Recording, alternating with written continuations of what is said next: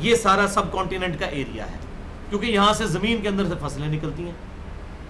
یہ فصلیں اب عرب ملکوں میں تو نہیں نکلتی، وہ تو پیسے دے کے ہم سے گندم خریدتے ہیں. تو اگر ان کی وہ مصنوعات لوگ نہ بھی استعمال کریں، تیل، گاڑیاں کھڑی بھی ہو جائیں تو انسان پھر بھی زندہ رہیں گے. لیکن زمین اگر اگانا چھوڑ دے تو کوئی زندہ نہیں رہ سکتا. تو جب یہ صورتحال بن جائے تو ٹیکنالوجی کو کھا تو نہیں سکتا، صرف وہی ملک بچیں گے. رشیا تباہ اسی لیے ہوا کہ وہ اپنا اگا کے کھا نہیں سکتے تھے. تو اس لحاظ سے یہ سب کانٹیننٹ کے جو ملک ہیں، انڈیا، پاکستان، بنگلہ دیش، یہ چائنا، یہ وہ ملک ہیں جن کی زمین اگاتی ہے. ساری ٹیکنالوجیز ختم بھی ہو جائیں تب بھی یہاں کے لوگ اگا کے اپنا کھا کے گزر بسر کر سکتے ہیں. اور یہ بہت بڑا ایسٹ ہے زراعت. اگر ہماری حکومتیں اور ہمارے لیڈرز اس کی طرف توجہ دیں تو یہ ملک جو ہیں وہ لیڈنگ اکانومی دنیا کے اندر بن سکتے ہیں. وَمِن ثَمَرَاتِ النَّخِيلِ، اور انہی پھلوں میں سے ہیں کھجوریں، وَالْأَعْنَابِ، اور انگور، تَتَّخِذُونَ مِنْهُ سَكَرًا، اور اسی سے تم میٹھا رس بھی کشید کرتے ہو. عرب ملکوں کے اندر تو یہ کھجور کا ملک شیک بھی پیا جاتا ہے. یہاں پہ ہی اب تھوڑا بہت رواج آنا شروع ہوا ہے کھجور کا جوس نکالنے کا، اور انگور کا جوس تو خیر نکالا ہی جاتا ہے. تو اللہ تعالیٰ فرماتا ہے یہ اب کھجور اب دیکھیں اس کے اندر اللہ تعالیٰ نے کتنی کیلوریز رکھ دی ہیں. یعنی آپ 2 روٹیاں کھا کے جتنی کیلوریز حاصل کرتے ہیں ایک کھجور سے حاصل ہو جاتی ہیں. اور یہی حکمت ہے کھجور کے ساتھ روزہ افطار کرنے کی. یعنی فوراً آپ کو ایک دم انرجی مل جائے، کیلوریز آپ کی پوری ہو جائیں.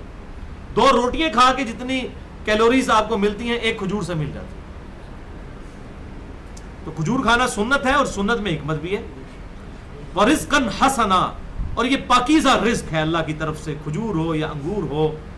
إِنَّ فِي ذَلِكَ لَآيَاتً لِقَوْمٍ يَعْقِلُونَ، اور بے شک اس میں بھی ہماری قدرت کی نشانیاں ہیں ان کے لیے جو اپنی عقل استعمال کرنا چاہیں. عقل استعمال کریں تو آپ دیکھ لیں اللہ تعالیٰ کی کتنی بڑی بڑی نشانیاں اس کائنات کے اندر موجود ہیں جس کے ذریعے کوئی شخص اپنے گاڈ کو پہچان سکتا ہے. اب ایک اور بڑی نشانی کا ذکر آ رہا ہے، وَأَوْحَى رَبُّكَ إِلَى النَّحْلِ، اور وحی کی تیرے رب نے شہد کی مکھی کی طرف، ہنی بی، النحل، اس کی وجہ سے یہ سورت کا نام بھی النحل ہے. یعنی کتنی امپورٹنٹ چیز ہے یہ شہد کی مکھی. تو اللہ تعالیٰ فرماتا ہے کہ ہم نے شہد کی مکھی کو وحی کی ہے، اس کے دل میں یہ بات ڈال دی. اب یہ وحی کی کون سی فارم ہے، کشف، الہام، یہ ساری چیزیں، اور اس میں بھی میں نے یہ آیت بھی کوٹ کی ہے. اس پہ آلریڈی میرا لیکچر ریکارڈ ہو چکا ہے 2 گھنٹے کا، مسئلہ نمبر 6B کے نام سے، کشف اور الہام سے متعلق فرقہ وارانہ نظریات کا تحقیقی جائزہ. اس میں بھی میں نے یہ آیات کراس ریفرنس کے طور پر کور کی ہیں. تو تمہارے رب نے شہد کی مکھی کے دل میں یہ بات ڈال دی ہے، ان اتخذی من الجبال بیوتا، کہ تو پہاڑوں کے اندر اپنے چھتے بنا، اپنے گھر بنا، ومن الشجر، اور درختوں کے اوپر، ومما یعرشون، اور یہ جو چھپر ہیں لوگ بناتے ہیں ان کے اندر بھی. اونچے اونچے مکان جو بناتے ہیں آپ دیکھیں چھتوں کے اوپر یہ اپنا چھتا بنا لیتی ہیں، درختوں کے اندر، پہاڑوں کے اندر. ابھی پہاڑوں کا ایکسپیرینس انہی لوگوں کو ہے جو کہ جا کر جنگل سے شہد وغیرہ تلاش کرتے ہیں. ثم کلی من کل الثمرات، اور پھر تو رس چوز ہر طرح کے پھلوں کا، فسلکی سبل ربک ذلولا، اور اس کے بعد اپنے رب کی جو آسان کردہ راہیں ہیں ان پر چل. اب یہ بڑی سائنٹیفک چیز ہے، یہ آج ڈسکور ہوئی ہے کہ یہ شہد کی مکھی کئی کلومیٹرز دور تک چلی جاتی ہے پھولوں کا اور پھلوں کا رس چوسنے کے لیے، لیکن پھر اپنے چھتے میں واپس آ جاتی ہے. یہ ایسی راستے اس کے لیے ڈیفائن ہوئے ہیں کہ یہ جب جاتی ہے جس راستے سے، اسی راستے کو ڈیٹیکٹ کرتی ہوئی واپس بھی آ جاتی ہے. یعنی ایسی کوئی ویوز نکلتی ہیں جس کو یہ ڈیٹیکٹ کر لیتی ہے. اور یہ اسی کی طرف اشارہ ہے کہ اللہ تعالیٰ فرماتا ہے کہ شہد کی مکھی ہم نے تیرے دل میں یہ بات ڈال دی ہے کہ تو پھلوں کا رس چوس اور اپنے رب کی آسان کی ہوئی راستوں کے اوپر چل. اب یہ بات کرنے کی ضرورت تو کوئی نہیں تھی، اتنے کافی تھا، رس چوس اور واپس آ جا. یہ راستے کون سے ہیں یہ اللہ تعالیٰ نے ڈیفائن کر دیے اس کے لیے، جن راستوں کو وہ ڈیٹیکٹ کرتی ہوئی جاتی ہے. اور پھر کبھی ایسا نہیں ہوتا کہ ایک شہد کی مکھی جو ہے وہ کسی دوسرے چھتے میں جا کے بیٹھ جائے.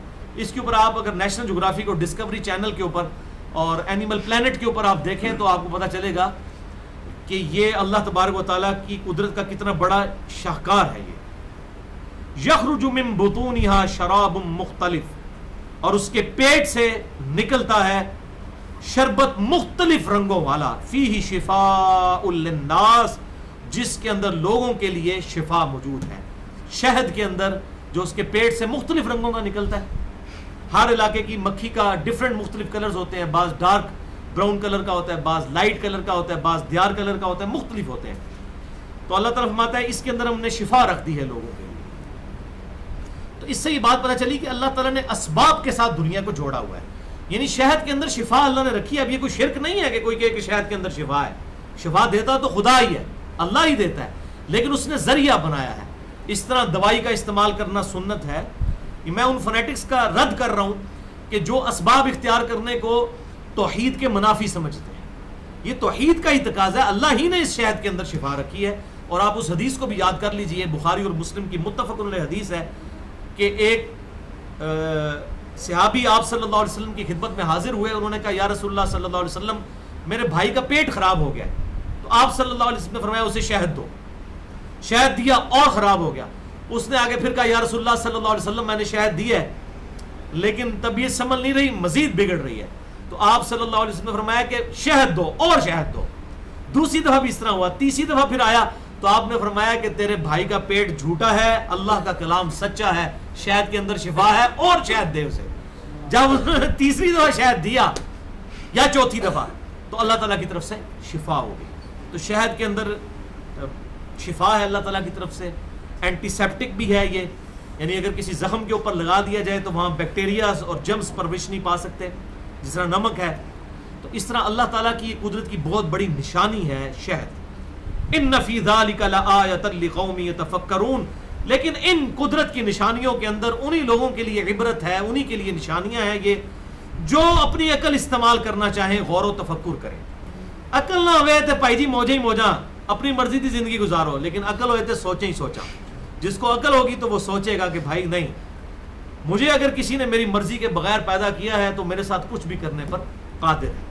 انشاءاللہ اسی کو ٹاپک بنائیں گے. اس دفعہ میں نے رمضان کا ارادہ کیا ہے کہ سورۃ الفرقان کی جو آخری 17 آیات ہیں جس میں اہل ایمان کی 12 نشانیاں اللہ تعالیٰ نے بیان کی ہیں، یہ 12 کوالٹیز اہل ایمان کے اندر پائی جاتی ہیں. کون کون سی ہیں اس کو انشاءاللہ ہم 22 رمضان مبارک والے اپنے پروگرام جمعے کے دن انشاءاللہ ڈسکس کریں گے انشاءاللہ.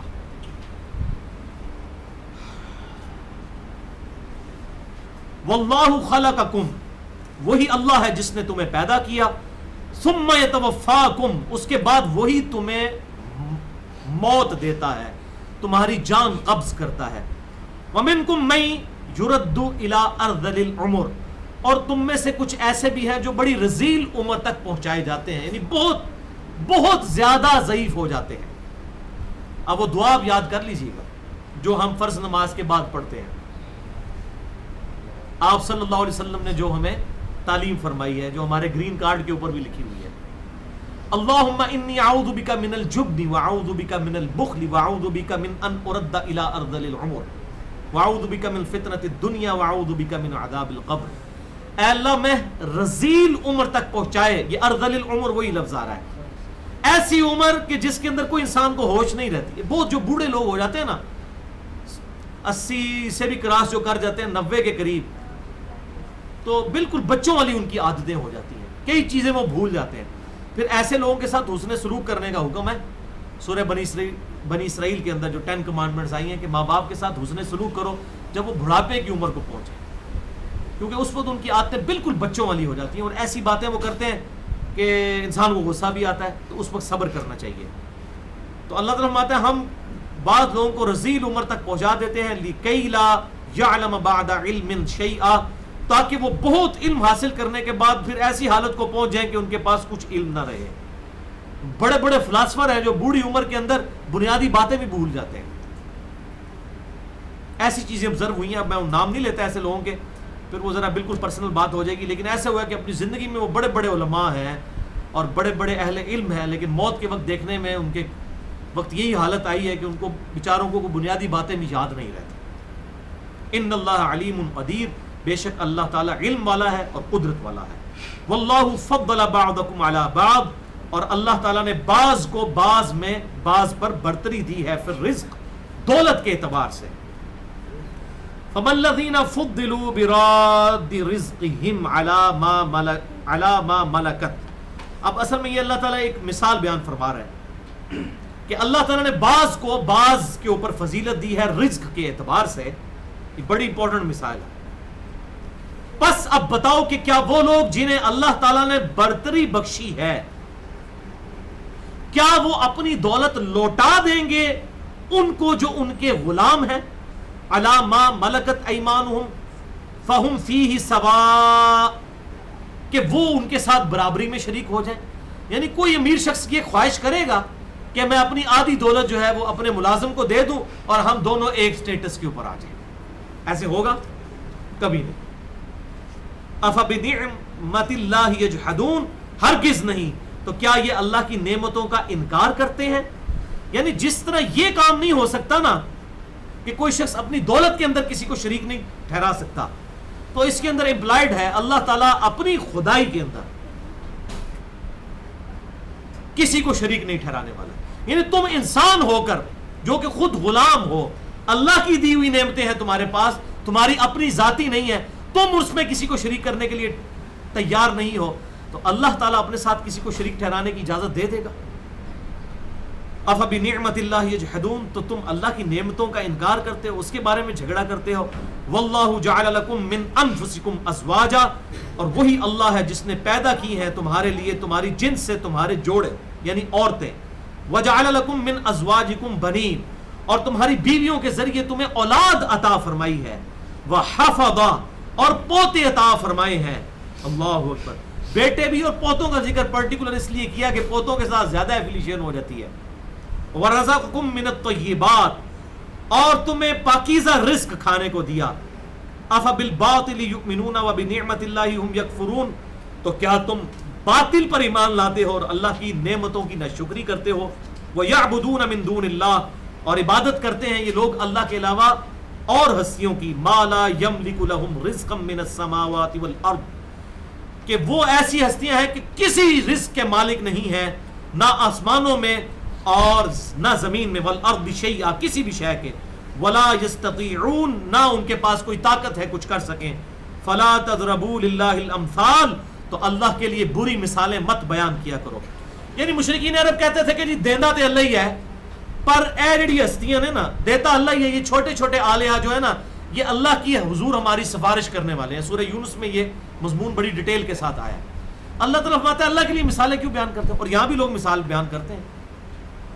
اور جی دیکھو جی کوئی صدر تک ڈائریکٹ نہیں پہنچ سکتا نا جی.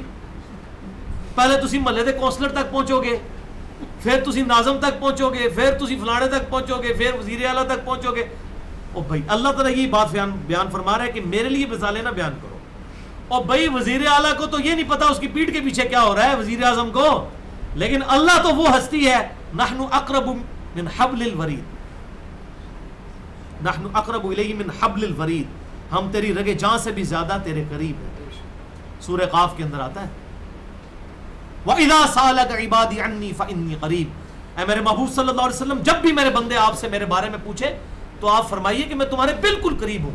اجیب الدعوۃ الداعی اذا دعان، ہر پکارنے والے کی پکار سنتا ہوں جب وہ مجھے پکارے. لیکن فَلْيَسْتَجِيبُوا لِي وَلْيُؤْمِنُوا بِي لَعَلَّهُمْ يَرْشُدُونَ، لیکن لوگوں کو بھی چاہیے کہ میری بات مانے اور مجھ پر ایمان لائے جیسا کہ ایمان لانے کا حق ہے، پھر ان کو ہدایت ملے گی. تو اللہ تبارک و تعالیٰ تو ہماری شاہرگ سے بھی قریب ہے. اس کو کس وسیلے کی ضرورت ہے؟ اس کو کوئی اسسٹنٹ رکھنے کی ضرورت نہیں ہے. تو اللہ تعالیٰ ہمارے میرے لیے نہ کوئی مثالیں بیان کرو، اے اپنی مثالیں اپنی بوجھے سے رکھو، اپنے ایسے رکھو. اللہ تعالیٰ کے لیے کوئی مثال نہ بیان کرو. اللہ تعالیٰ کے اوپر کوئی مثال فٹ ہی نہیں ہو سکتی سوائے ان مثالوں کے جو اللہ تعالیٰ خود اپنے لیے بیان فرمائے گا. اور وہ اب آگے مثالیں آ رہی ہیں دو اسی حوالے سے. ان اللہ یعلم وانتم لا تعلمون، بے شک اللہ تعالیٰ تو جانتا ہے تم کچھ نہیں جانتے. یعنی تسی بالکل بے علم اور جاہل لوگ ہو اور تم اللہ کے لیے ایسی مثالیں بیان کرتے ہو جی وزیر تک ڈائریکٹ نہیں پہنچ سکتے، فلانے تک فلانے تک فلانے تک. تم بالکل جاہل لوگ ہو. اللہ کے لیے نا مثالیں بیان کرو. ضرب اللہ مثلا عبدا مملوکا، اللہ تعالیٰ بیان فرماتا ہے مثال ایک ایسے بندے کی جو کہ غلام ہے. لا یقدر علی شیء، کسی شے پہ اس کی کوئی قدرت نہیں ہے. وَمَن رَزَقْنَاهُ مِنَّا رِزْقًا حَسَنًا, اور اس کے مقابلے میں ایک انسان ایسا ہے جسے ہم نے بہت خوب رزق دیا ہے. فَهُوَ يَنْفِقُ مِنْهُ سِرًّا وَجَهْرًا, اور وہ اس مال میں سے خرچ کرتا ہے پوشیدہ بھی اور اعلانیہ بھی. هَلْ يَسْتَوُونَ, کیا یہ دونوں برابر ہو سکتے ہیں؟ نہیں ہو سکتے. اللہ تعالیٰ کہتا ہے کہ جس طرح یہ دونوں برابر نہیں ہے نا, کہ ایک غلام ہے جس کے پاس کسی چیز کا اختیار نہیں ہے, وہ کسی کو کچھ نہیں دے سکتا, اور ایک وہ ہے دنیا کے اندر جسے ہم نے بہت کچھ دیا ہے, وہ اپنی مرضی سے خرچ کر سکتا ہے اللہ کی راہ کے اندر. تو اب یہ جو خرچ کرنے والا ہے وہ تو ہے مالک, اور جو خرچ نہ کرنے والا ہے وہ ہے غلام. اب یہ مالک اور غلام برابر ہو سکتے ہیں؟ تو اللہ تعالیٰ فرماتا ہے جیسے یہ برابر نہیں ہو سکتے نا, اس طریقے سے جن کو تم نے خدا ٹھہرا لیا نا, وہ کسی چیز کے مالک نہیں ہے. وہ اور وہ خدا جو ہر چیز کا مالک ہے,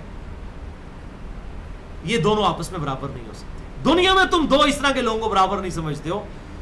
الحمدللہ, تمام تعریفیں اللہ کے لیے ہیں. اس مثال کو بیان فرمانے کے بعد اللہ نے فرمایا بل اکثرهم لا يعلمون, لیکن اکثر لوگ نہیں جانتے. اللہ تعالیٰ نے تو مثال بالکل واضح بیان فرما دی ہے. اب ایک اور مثال, وضرب اللہ مثل الرجلین, اللہ تعالیٰ مثال بیان فرماتا ہے دو آدمیوں کی. احدہما ابکم, ان میں سے ایک تو ہے گونگا بہرا. گونگا ہوگا تو بہرا بھی ہوگا. یہ گونگا بہرا یہ اکٹھی ہوتی ہیں چیزیں جس کے اندر بھی ہوتی ہیں, کیونکہ جو بچہ بہرا ہوتا ہے نا وہی بولنے سے پھر قاصر ہو جاتا ہے, اسے بولنے کا طریقہ نہیں آتا. تو یہ دونوں جو نیٹوریس چیزیں ہیں بیک وقت پائی جاتی ہیں. تو ایک ہے شخص جو ہے گونگا بہرا, لا یقدر علی شیء وہو کل علی مولاہ, وہ کسی چیز کی قدرت نہیں رکھتا اور وہ بوجھ بنا ہوا ہے اپنے آقا کے اوپر. اینما یوجہہ لا یأتی بخیر, جہاں کہیں بھی وہ مالک اس کو کسی کام کے لیے بھیجتا ہے تو وہ خیر کی خبر نہیں لے کے آتا.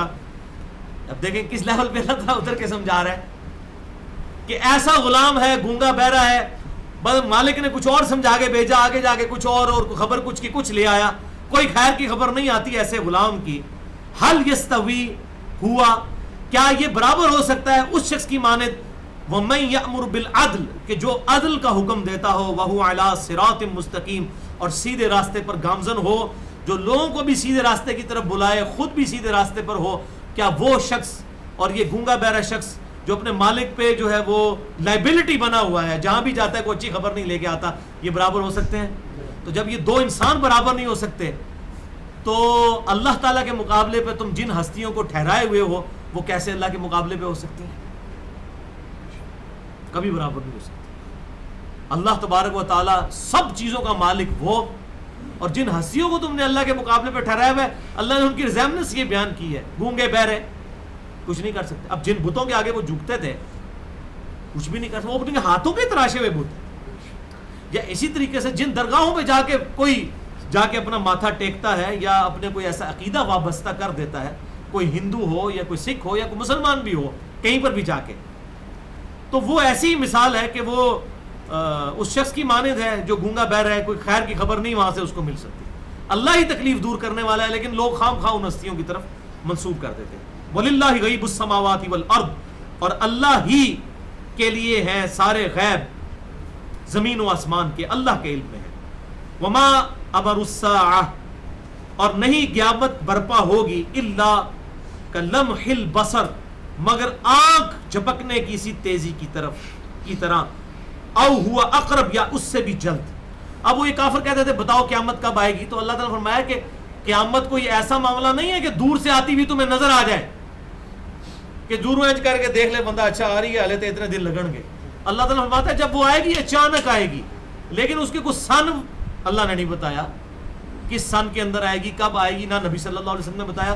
نشانیاں بتائیں, لیکن وہ نشانیاں بھی آج سے 1000 سال پہلے بھی لوگ وہ نشانیاں پوری کر چکے تھے. آج بھی لوگ مولوی بیٹھ کے وہ نشانیاں پوری کر رہے ہوتے ہیں, جی اینی نشانیاں پوری. مجھے بھی بڑے لوگ ابھار رہے ہوتے ہیں, نہیں قیامت کی نشانیوں پہ درس دیں. بھائی نشانیوں پہ صرف اتنا درس دیا جا سکتا ہے کہ یہ نشانی ہے, یہ درس نہیں دیا جا سکتا کہ یہ ہو گئی ہے اور یہ ہونے والی ہے, یا یہ فلاں جو ہے سن میں ہوئی ہے, یہ فلاں سن میں ہوگی. تو اس لیے یہ ٹاپک ہی میں نہیں سمجھتا کہ اس کو ایڈریس کرنے کی ضرورت ہے. جسے شوق ہے مشکات کے اندر 30 جلد کے اندر قیامت کی نشانیوں والا چیپٹر پڑھ لے. جب تک وہ معاملات ہو نہیں جاتے ہم وضو سے نہیں کہہ سکتے. تو اللہ تعالیٰ فرماتا ہے یہ کوئی ایسا نہیں ہے، یہ پلک جھپکنے اور اس سے بھی کم کا معاملہ ہے، اچانک قیامت آ جائے گی جب بھی آنی ہوئی. ان اللہ علی کل شیء قدیر، بے شک اللہ تعالیٰ ہر چیز کے اوپر قادر ہے.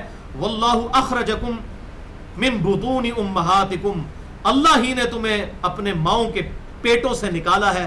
لا تعلمون شیئا، اس حال میں کہ تمہیں کسی چیز کا بھی علم نہیں تھا. دیکھیں اللہ تعالیٰ نے انسان کو کس حال میں نکالا ہے.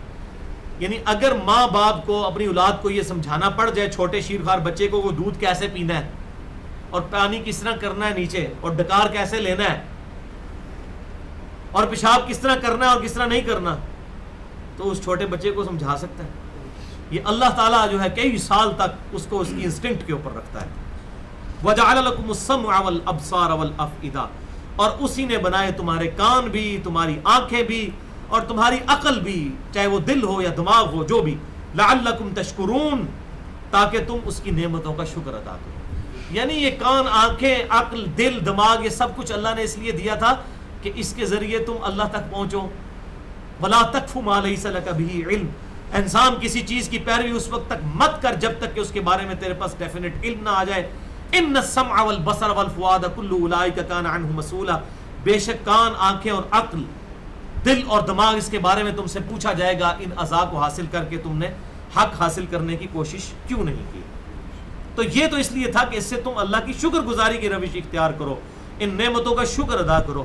اور اس میں وہ حدیث بھی یاد کر لیں جو صحیح بخاری میں ہے، کتاب الرقاق چیپٹر میں، کہ آپ صلی اللہ علیہ وسلم نے ارشاد فرمایا، انٹرنیشنل نمبر کے مطابق 6502 نمبر حدیث ہے، کہ کوئی شخص بھی میرا قرب حاصل نہیں کر سکتا مگر فرائض میں استقامت کے ذریعے، اور نوافل کی وجہ سے وہ میرے اتنا قریب آ جاتا ہے کہ میں اس کے ہاتھ بن جاتا ہوں جس سے وہ پکڑتا ہے، میں اس کے پاؤں بن جاتا ہوں جس سے وہ چلتا ہے، میں اس کی آنکھیں بن جاتا ہوں جس سے وہ دیکھتا ہے، میں اس کے کان بن جاتا ہوں جس سے وہ سنتا ہے، اور جب کبھی پھر مجھ سے وہ دعا کرتا ہے اپنے دشمن کے اگینسٹ، میں اس کی دعا قبول کرتا ہوں، اور جب وہ کسی کے اگینسٹ مجھ سے پناہ طلب کرتا ہے تو میں اسے پناہ عطا فرماتا ہوں.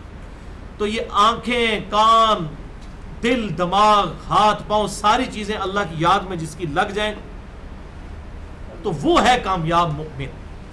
اور اسی کی طرف یہاں اس حدیث کے اندر بھی اشارہ ہے کہ پھر وہ ایسا نیک بن جاتا ہے کہ اس کے ہاتھوں سے پھر نہ شکری کی کیفیت نہیں ہوتی، اللہ کی ہی یاد میں وہ ہاتھ اٹھتے ہیں. یہ ہاتھ بن جاتا ہوں، پاؤں کا یہ مطلب نہیں معاذ اللہ کو اللہ تعالیٰ اس بندے میں حلول کر جاتا ہے، یہ تو عقیدہ ہی کفر ہے سب کے ہاں. اس لیے میں نے جو لیکچر دیا مسئلہ نمبر 3، دعا صرف اللہ ہی سے، اس حدیث کو بڑی ڈیٹیل سے میں نے اس میں بریف کیا ہے. یہ تمثیلاً بات ہے کہ اس کا اوڑھنا بچھونا پھر اللہ ہو جاتا ہے، اس کی آنکھیں اٹھتی ہیں تو اللہ کی یاد میں، زبان چلتی ہے تو اللہ کی یاد میں، ہاتھ چلتے ہیں تو اللہ کی یاد میں، کیونکہ اس کے اینڈ پہ کیا آ رہا ہے کہ جب دعا کرتا ہے میں قبول کرتا ہوں، جب دشمن کے اگینسٹ پناہ مانگتا ہے تو میں دیتا ہوں. اگر وہ خود ہی خدا کے ہاتھ بن چکا ہے تو پھر اللہ سے مانگنے کی اس کو ضرورت کیا ہے. تو یہ مطلب ہی بالکل غلط لیا جن لوگوں نے لیا، بالکل خیانت کی ہے اس حدیث کے ساتھ. یہ حدیث کا یہ فہم ہے ہی نہیں تھا. الم یروا الی الطیر مسخرات فی جو السماء، کیا انہوں نے پرندے نہیں دیکھے آسمانوں کے اندر کتنے مطیع ہو کر، فرما بردار ہو کر اڑ رہے ہیں آسمان کی فضاؤں میں. یعنی اللہ تعالیٰ نے ان کو تھاما ہوا ہے. ما یمسکہن الا اللہ، ان پرندوں کو کوئی نہیں تھام سکتا سوائے اللہ. یعنی اللہ نے یہ ہوا کے اندر اچھال کی قوت، فورس آف بوائنسی رکھی ہے جس کی وجہ سے یہ پرندے اڑتے ہیں. اگر یہ اچھال کی قوت ختم ہو جائے تو پرندے بھی گر جائیں، ہمارے جہاز بھی، ایروپلینز بھی نیچے گر جائیں. اسی طریقے سے سمندروں میں بھی اللہ نے اچھال کی قوت رکھی ہے، اسی کی وجہ سے بحری جہاز بھی چلتے ہیں. تو اللہ تعالیٰ اس کو اپنی طرف منسوخ کر رہا ہے کہ میں نے پرندوں کو تھاما ہوا ہے. مراد یہ کہ یہ فزیکل فینومینا آف نیچر جو ہے، یہ قانون قدرت میری وجہ سے اسٹیبلش ہے. اگر میں یہ قانون ختم کر دوں تو کوئی پرندہ اڑ ہی نہیں سکتا. ہوا کی قوت اچھا، یہی پرندہ آپ جا کے ذرا خلا میں چھوڑ دیں اڑ ہی نہیں سکے گا، کیونکہ وہاں یہ ہے ہی نہیں ہے. وہ جو Newton's third law of motion ہے کہ ہر ایکشن کا ایک ریئیکشن ہوتا ہے جس کی وجہ سے جو اس کے برابر ہوتا ہے فورس کے، اسی کی وجہ سے وہ اڑتے ہیں. وہ یوں اپنے پر پھڑپڑاتے ہیں، اس کی وجہ سے ان کو لفٹ بھی ملتا ہے، آگے بھی چلتے ہیں. تو اللہ تعالیٰ فرماتا ہے ہم نے ان کو تھاما ہوا ہے، ہر چیز کو اللہ نے تھاما ہوا ہے. فی ذالک ان فی ذالک لآیات لقوم یؤمنون، بے شک اس کے اندر نشانیاں ہیں اللہ تعالیٰ کی طرف سے ان لوگوں کے لیے جو بات ماننا چاہے. یہ یؤمنون کا مطلب یہ نہیں ہے کہ جو مومن ہے، جو بات ماننا چاہے، جو مانے گا وہی مومن ہوتا ہے. لیکن اس کا لفظی ترجمہ لیں کہ اس کے اندر نشانیاں ان کے لیے ہیں جو بات قبول کرنا چاہیں. اب جو سویا ہوا ہے اس کو نہیں آپ جگا سکتے. اگر وہ آنکھیں بند کر کے لیٹا ہوا ہے، اس پہ نیند نہیں ہے، صرف مکرا بن کے لیٹا ہے. جو بیچارہ سویا ہوا ہے وہ جگایا جا سکتا ہے. اور جو آنکھیں بند کر کے مکرا بن کے لیٹا ہوا ہے، وہ بات ماننا ہی نہیں چاہتا، اس نے اٹھنے کی نیت ہی نہیں، آپ اس کو لا کے لائیں، وہ تو پہلے ہی جاگ رہا ہے، وہ نہیں اٹھے گا. تو اس کے اندر نشانیاں ان کے لیے جو بات ماننا چاہے. واللہ جعل لکم من بیوتکم سکنا، اور وہی اللہ ہے جس نے اپنے فضل و کرم سے تمہارے لیے گھروں میں سکون رکھا ہے. یعنی گھر کے اندر انسان جاتا ہے سکون آ جاتا ہے. یہ اللہ تعالیٰ نے گھر دیے ہیں، ورنہ ایک رات کبھی فٹ پاتھ پہ گزارنی پڑے تو لگ پتہ جاتا ہے. حقیقت بات ہے، گھر سے باہر رات گزارنی پڑے، جیسے ہی گھر کے اندر آتے ہیں چاہے رات کے آخری پہر میں پہنچے سکون آ جاتا ہے. وَجَعَلَ لَكُم مِّن جُلُودِ الْأَنْعَامِ، اور بنائے ہیں اس نے تمہارے لیے جانوروں کے چمڑے. جلود الانعام بیوتا، اور ان چمڑوں کے ساتھ بھی تم گھر بناتے ہو، یعنی خیمے. یہ چمڑوں کے ذریعے خیمے بنائے جاتے تھے. اونٹ کا چمڑا کافی بڑا ہوتا ہے، گائے کا، اس کے ذریعے اگلے وقتوں میں چمڑے کے خیمے بنائے جاتے تھے. اب بھی بنتے ہیں چمڑا سارا، چاہے جوتیوں کا چمڑا ہو یا یہ لیدر جیکٹس ہوں، جتنی چیزیں ظاہر ہے کہ وہ جانوروں کی کھال سے بنتی ہیں. تو اللہ تعالیٰ ماتا ہے اس کے بھی تم گھر بناتے ہو. تستخفونہا یوم ظعنکم و یوم اقامتکم، اور یہ وہ ہلکا گھر ہے جو تم پاتے ہو سفر میں بھی اور اقامت کے دنوں کے اندر بھی. یعنی تم نے اگر کہیں سفر پہ جانا ہو تو پورا مکان تو ساتھ نہیں اٹھا کے لے جا سکتے، یہ خیمے اٹھا کے لے جاتے ہو. یہ پورٹیبل ہے، کتنا ہلکا سامان ہے. اب دیکھیں کس لیول پہ اللہ تعالیٰ جا کے اپنی چیزیں گنوا رہا ہے. قدرت کی نشانیاں. یہ خیمے اٹھا کے جو تم لے جاتے ہو، یہ ہلکے نہ ہوتے تو تم پورا مکان تو اٹھا کے نہیں سے لے کے جا سکتے اپنے ساتھ سفر میں. تو اس کو فولڈ کر کے لے جاتے ہو، چاہے یہاں پر ہو چاہے سفر میں ہو. تمہارے لیے کتنا یہ آسان ہے. وَمِنْ أَوْصَافِهَا وَأَوْبَارِهَا وَأَشْعَارِهَا، اور اسی نے بنائی ہیں تمہارے لیے بھیڑوں کی صوف اور اونٹوں کی اون اور بکریوں کے بالوں سے. أَثَاثًا وَمَتَاعًا إِلَىٰ حِينٍ، مختلف قسم کے گھریلو سامان اور برتنے کی چیزیں ایک وقت مقررہ تک کے لیے. واللہ جعل لکم مما خلق ظلالا، اور اللہ تعالیٰ نے بنائے ہیں تمہارے آرام کے لیے ایسی چیزیں جن کے سایوں میں تم بیٹھتے ہو. اللہ تعالیٰ نے سائے بنائے ہیں نا. درخت دیکھ لیں، اونچے اونچے پہاڑ ہیں، ان کے بھی سائے ہیں، اللہ تعالیٰ نے وہ بنا دیے. وجعل لکم من الجبال اکنانا، اور اس نے پہاڑوں میں تمہارے لیے آرام گاہیں بنا دی ہیں. کتنے 100 سال تک انسان پہاڑوں میں غاروں میں رہتا رہے. ابھی بھی آپ دیکھ لیں جتنی سیکرٹ پلیسز ہیں دنیا میں، چاہے امریکہ ہو یا کوئی بھی ملک ہو، ان کے جتنے نیوکلیئر وار ہیڈز ہیں یا اس طریقے سے جتنے ان کے میزائل سسٹم ہے، ڈیفینس سسٹم ہے، آج یہ پہاڑوں کے اندر ہی بنے ہوئے ہیں. سب سے سیف جگہ وہی ہے. افغانستان میں بھی آپ کو پتا ہے وہ تورا بورا کے پہاڑ ہم سنتے تھے اخبارات کے اندر بھی، خبروں کے اندر بھی. تو آج بھی وہ سیف گاہیں ہیں، سیف جگہ ہیں وہ پہاڑ جو اللہ تعالیٰ نے رہنے کے لیے بنائے ہیں. وَجَعَلَ لَكُمْ سَرَابِيل، اور اس نے تمہارے لیے لباس بھی بنائے ہیں. تَقِيكُمُ الْحَرَّ، ایسے لباس ہیں جو تمہیں گرمیوں میں بچاتے ہیں. ایسے لباس اللہ تعالیٰ نے بنائے ہیں. یہ ریگستانی علاقوں کے اندر لوگ پگڑی وغیرہ سے منہ وغیرہ کو بھی ڈھانپ لیتے تھے جب وہ اونٹ کے اوپر سفر کرتے تھے تاکہ لو کے اثر سے بچیں. تو اللہ تعالیٰ نے یہ لباس بنائے ہیں. وَسَرَابِيلَ تَقِيكُمْ بَأْسَكُمْ، اور ایسے لباس بھی بنائے ہیں جس سے تم جنگ کے اوقات کے اندر اپنی حفاظت کرتے ہو. یعنی یہ لوہے کا لباس زرہ وغیرہ پہنتے تھے. آج کل بھی وہ بلٹ پروف جیکٹس آئی ہیں، وہ اس کا جو مٹیریل ہے وہ انسان نے خود تو نہیں بنایا، اسی زمین سے حاصل کیا ہے. وہ آسمان سے تو نہیں اتار کے لایا کوئی، اسی زمین سے انسان نے حاصل کیا ہے. کذالک یتم نعمتہ، اس طرح اللہ تعالیٰ اپنی نعمتیں تم پر پوری فرماتا ہے. علیکم، تم پر، لعلکم تسلمون، تاکہ تم بھی اپنے رب کے سامنے سر تسلیم خم کر دو. فَإِن تَوَلَّوْا، اے محبوب صلی اللہ علیہ وسلم اس کے باوجود اگر یہ منہ پھیر لیں، فَإِنَّمَا عَلَيْكَ الْبَلَاغُ الْمُبِينُ، تو بے شک آپ کے ذمہ تو صرف بات کو کھول کر پہنچانا ہے. زبردستی کرنا آپ کا کام نہیں ہے. جس نے بات ماننی ہے مانے، نہیں ماننی دوزخ میں جانے جائے. یعرفون نعمت اللہ، وہ پہچانتے ہیں اللہ تعالیٰ کی نعمتوں کو. ثم ینکرونہا، اس کے باوجود اس کا انکار کرتے ہیں. وَأَكْثَرُهُمُ الْكَافِرُونَ، اور اکثر لوگ ان میں سے ہے ہی نہ ماننے والے، نہ شکرے. چاہے وہ مسلمان ہو چاہے وہ غیر مسلم ہو. یہ کافر کا مطلب غیر مسلم نہیں ہوتا قرآن میں. نہ ماننے والا، انکار کرنے والے کو کافر کہتے ہیں، چاہے کوئی عمل سے کر دے چاہے عقیدے سے کر دے. معذرت کے ساتھ مسلمانوں کی اکثریت عقیدے میں تو اعتقاداً مسلم ہے لیکن عملاً کافر ہے.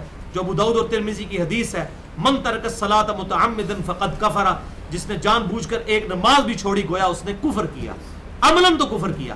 اور صحیح مسلم کتاب الایمان میں حدیث ہے کہ بندے کے کفر اور اسلام، شرک اور اسلام کے درمیان فرق ہی نماز ہے. اللہ تعالیٰ سے دعا ہے جو حق بات میں نے کہی اللہ تعالیٰ ہمارے دلوں میں راسخ فرمائے. اگر جس بات میں میرے منہ سے کوئی غلط بات نکل گئی تو اللہ تعالیٰ ہمارے دلوں سے محف کر دے. ہمیں کتاب و سنت کی تعلیمات پر عمل کر کے دوسرے بھائیوں تک پہنچانے کی توفیق عطا فرمائے. سبحانک اللہم و بحمدک، اشہد ان لا الہ الا انت، استغفرک و اتوب الیک، وما علینا الا البلاغ المبین.